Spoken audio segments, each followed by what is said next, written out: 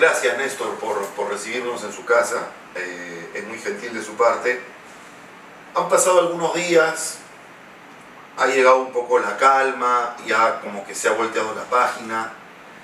La historia hasta el momento tiene la siguiente fotografía: el comando técnico de Ricardo Gareca ya no sigue.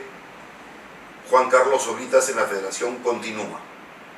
Ricardo Gareca pidió que continúe Juan Carlos Oblitas en la federación. ¿Cómo han visto ustedes, cómo ve Néstor Bonillo desde su lado, lo que ha venido sucediendo y el desenlace de esto? Lo primero, bueno, no hay por qué. Es un placer recibirlos y poder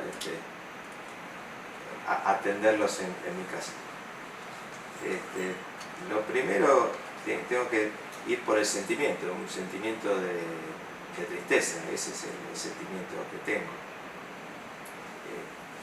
Y pasan los días y uno va reflexionando no solamente todo el periodo, sino todo este proceso.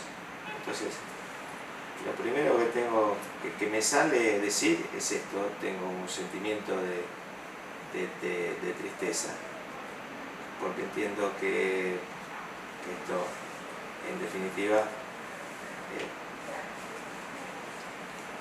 siempre uno piensa cuándo es el final. Obviamente, en nuestro caso, nos hemos involucrado mucho con Perú, mucho. El otro día teníamos una charla ahí con el comando técnico y yo recordaba la pandemia. Hoy parece que la pandemia fue hace mucho tiempo atrás. Y en ese periodo, Ricardo decidió quedarse.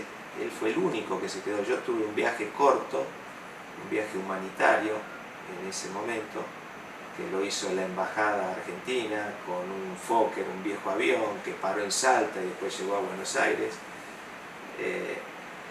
Y él se quedó, decidió quedarse. Entonces, cuando uno se involucra, no solamente te involucras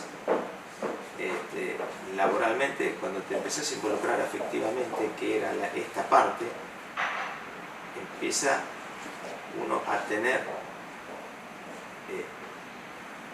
no solamente responsabilidades laborales, sino responsabilidades afectivas. Y eso es lo que hoy, por lo menos en mi caso, lo que produce es tristeza, porque la expectativa de continuar y de cerrar un ciclo con algunas cuestiones que pensamos que se podían ayudar a resolver, no resolver, sería realmente muy pedante decir que nosotros teníamos la capacidad de resolver cosas, pero podíamos ayudar a resolver algunas cosas o iniciar el camino de la resolución. ¿Qué cosas? Es decir, porque probablemente detractores puedan pensar y decir: estuvieron 7 años. Entonces, ¿por qué recién ahora hablar de resolver y de ayudar a resolver carencias? ¿Qué carencias? ¿Por qué no antes? Bueno, porque nosotros la primera parte, lo primero que teníamos que resolver era el tema, la selección la teníamos que resolver y generar una selección competitiva. Lo que nosotros nos propusimos era no una selección participativa, sino una selección competitiva. Entonces, la primera parte nos llevó realmente mucho tiempo. Primero hacer un diagnóstico. Cuando nosotros llegamos, si bien conocíamos al país, acababa de estar dirigiendo Sergio Marcarián y un año empalmó Pablo Bengoechea, que había sido su asistente. ¿Qué encontraron? Y no digo que tenga que ver necesariamente con Bengoechea o con Marcarián personalmente, sino también probablemente con equipamiento, con, digamos, disposición para dejar un material, capacidad para dejar un material. ¿Qué encontraron?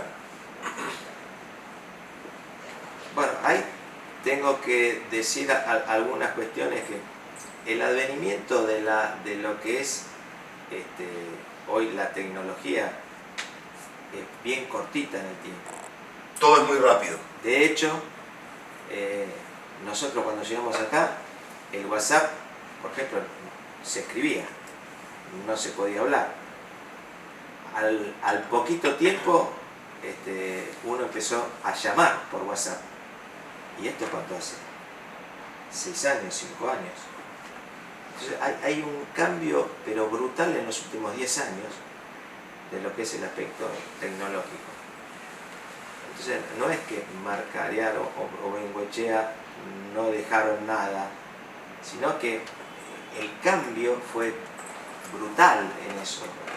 Había unos GPS, por ejemplo, de 5 Hz, que hoy son de la prehistoria. Hoy los GPS son de 50 Hz, tienen acelerómetro, tienen dinamómetro, tienen imbalance, te dice si un jugador pisa más con la derecha que con la izquierda, lo puede hacer en vivo. Y esto tiene 4 años, 5 años. Entonces, es tan rápido todo esto que nosotros aprovechamos también una cuestión que tiene que ver con la inversión que estaba dispuesto a hacer la federación.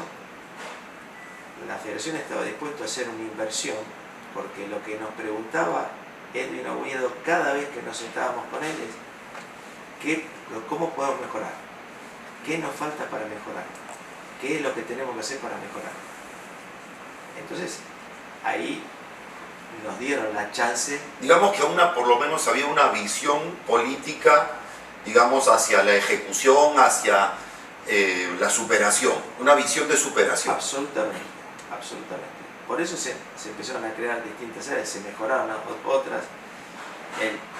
Por ejemplo, el departamento médico tenía una parte edilicia obsoleta, que había que reformarlo todo. No solamente había que tecnificarlo, sino que había que reformar el lugar donde estaba, que no era un lugar adecuado. El gimnasio era un gimnasio muy pequeño, estaba atiborrado de máquinas que ya iban pasando de utilidad. Entonces, bueno, había que generar todo un proceso, pero la federación estaba atrás de involucrada en la política, esa de intentar mejorar las áreas. Exactamente.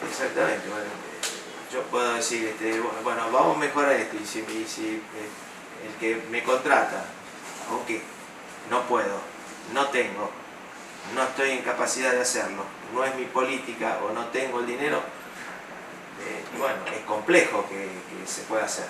Uno puede tener muchas ideas, pero las ideas necesitan llevarlas a cabo. Respaldo técnico, digamos. Y respaldo económico para poder hacerlo. Para tener tecnología de punta, digamos, lo que ustedes dispusieron de tecnología de punta.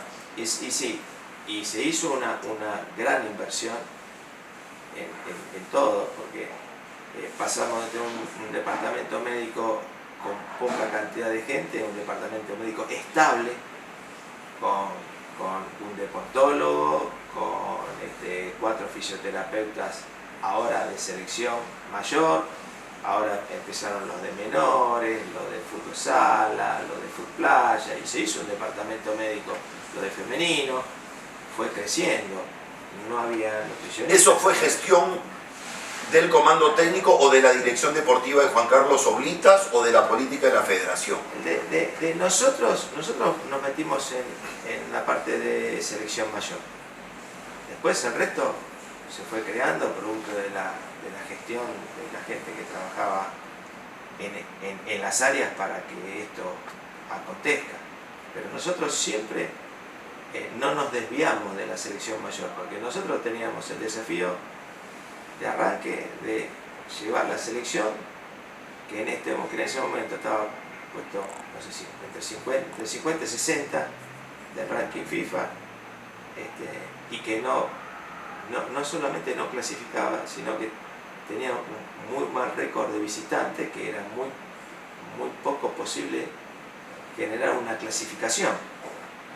Entonces había que generar todo un proceso de diagnóstico y hacerla competitiva a la selección. Entonces la primera parte nos encargamos básicamente de eso. En la segunda parte, después del Mundial de Rusia. Claro, todo este proceso. Perdón, que empieza con Edwin Oviedo, pero que se empalma al poco tiempo con Agustín Lozano. Exactamente. Entonces, ahí tenemos que afianzar a ese seleccionado y sostenerlo. Tuvimos un muy mal inicio en la eliminatoria. Muy pésimo inicio de eliminatoria. Y bueno, hubo que reformular un poquito la cosa y eso nos llevó una gran concentración para que se genere ese nuevo proceso. Quiero referirme un poco a esa parte, a la segunda parte del proceso después del Mundial de Rusia. ¿Cuánto proyectaban ustedes contar con Paolo Guerrero, con Alberto Rodríguez, con Jefferson Farfán? Porque Ricardo Gareca siempre dijo: ¿cuál es el inconveniente de que haya problemas? Se pueden resolver. Entonces, pero no era sencillo un problema en el que no tienes a Alberto Rodríguez, que era figura en la saga central, no tienes a las dos alternativas con que había contado Perú como figuras de primer nivel competitivo, como Paolo Guerrero y Jefferson Farfán. Entonces, de arranque salían con, digamos, una cotización de plantel menor. Es que nosotros sabíamos que contábamos con dos futbolistas de un nivel excepcional, de los mejores de la historia de Perú, por supuesto con otros muchos jugadores, pero están dentro del ranking de los jugadores con más capacidad técnica y física que Perú tuvo en ataque. Y competitiva, y además. Competitivo, sí, que eran dos jugadores que estuvieron en los más altos niveles de competencia y además ellos los dos son competitivos, los dos quieren competir. Y se nos lastimaron los dos, lamentablemente con lesiones complejas, porque Farfán en la Copa América tuvo un golpe y le generó un desprendimiento de cartílago y empezó su derrotero con la lesión, con una operación que estuvo prácticamente un año inactivo cuando estaba en un nivel bárbaro. Él estaba en Lokomotiv, era figura de su equipo, estaba con un muy buen nivel de rendimiento, y Pablo estaba en un momento bárbaro, estaba en un momento espectacular. El primero que tuvo una dificultad fue Jefferson y el segundo después fue Paolo. Entonces, bueno, no es fácil reemplazar a dos futbolistas de ese nivel para ninguna selección. No es fácil. Si ustedes miran en el tiempo los grandes futbolistas que tuvieron las selecciones de toda Sudamérica, bueno, no es sencillo, no es muy rápido. Claro, era, digamos, haciendo un paralelo, sustituir en Colombia al pibe Valderrama, o dejar de contar con él. O lo que le va a pasar a Argentina con Messi, o cuando fue Maradona, o cuando fue Pelé. Con ligereza alguien va a decir: el profe Bonillo está comparando a Pelé, a Maradona, con Paolo Guerrero y con Jefferson Farfán. Está hablando en términos proporcionales para lo que significa la competitividad del país. Lo que significa para esos jugadores dentro de un proceso. Bueno, afortunadamente después aparece Gianluca Lapadula y bueno, se va resolviendo esa situación, que en ese momento no era seleccionable. Cuando se lastiman ambos jugadores, Gianluca no era seleccionable.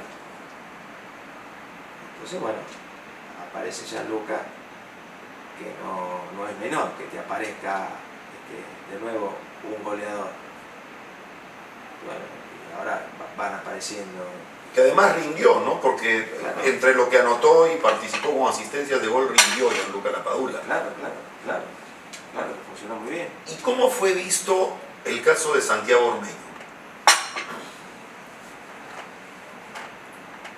bueno, Santiago tiene una carrera que él empieza a tener preponderancia dentro del fútbol a los 26, 27 años.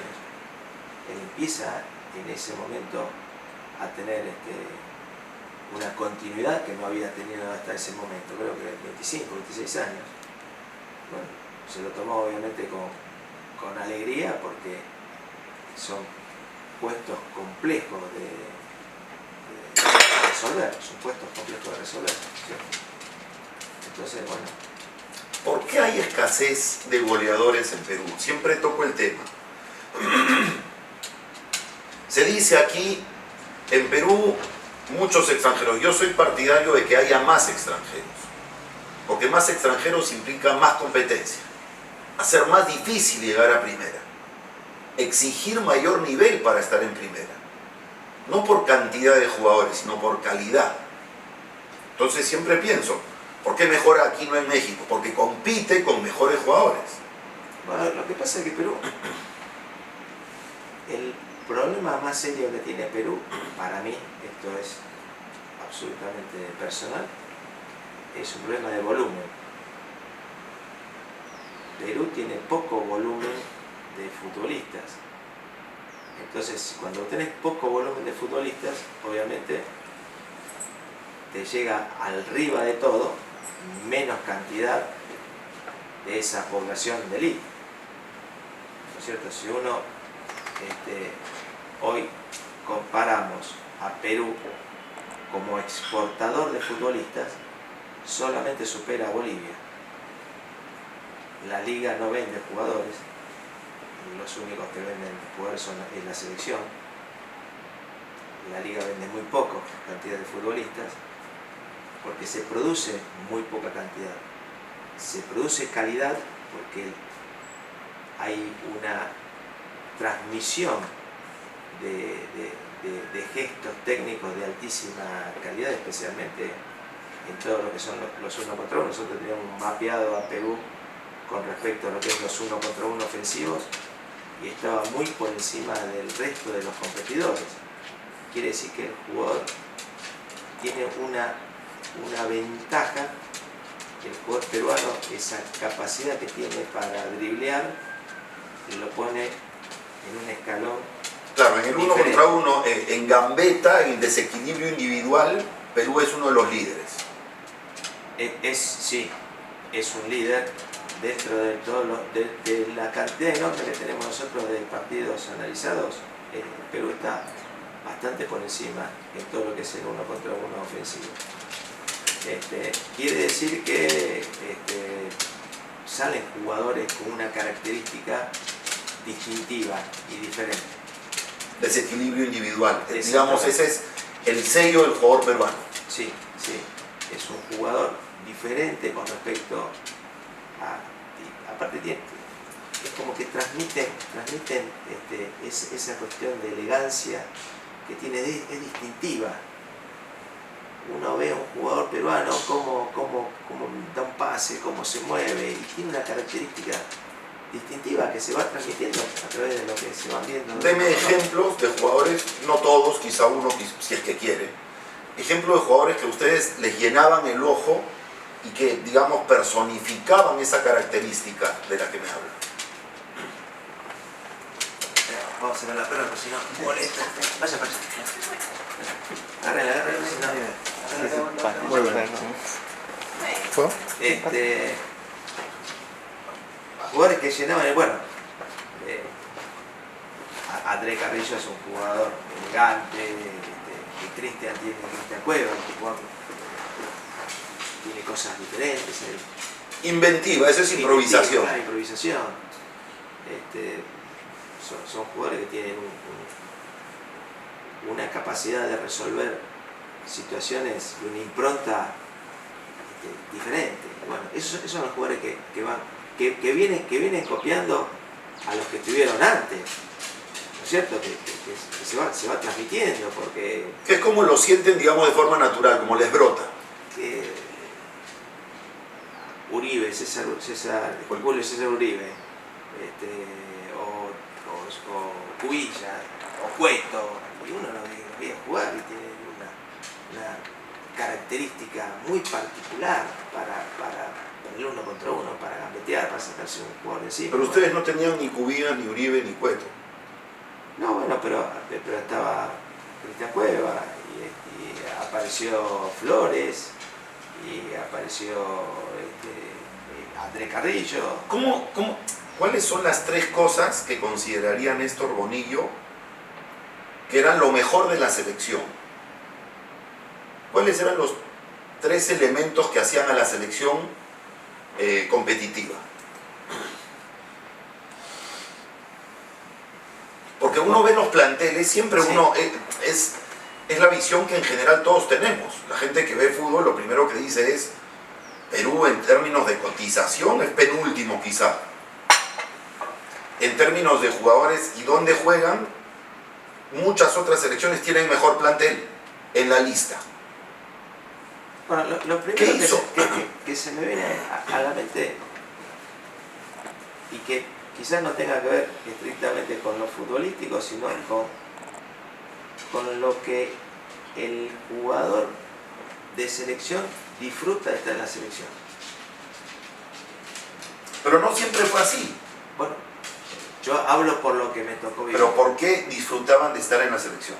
Bueno, se había armado un grupo muy compacto, empezaron a creer en sus posibilidades de competencia, disfrutaban de estar en el Nacional jugando, se armó un feedback entre la gente y la selección, creo que único, no sé, no viví la etapa anterior donde Perú le tocó ir a los mundiales y sería un irrespetuoso si Claro. no nombro, no sé. Generó mucho más consenso esta selección. Claro, bueno, eso hizo que el jugador disfrutaba de estar en la selección y la gente disfrutaba con el equipo y el equipo disfrutaba con la gente. Muy bien. Entonces, ¿Cómo interpretaría Néstor Bonillo si una de las frases que más se ha utilizado en el proceso? Ricardo Gareca le cambió el chip al fútbol peruano o al jugador peruano. Cada uno tiene su interpretación. Yo digo, bueno, los hizo entender mejor su carrera, los hizo entender mejor su rol dentro de un equipo, los hizo postergar intereses individuales y privilegios.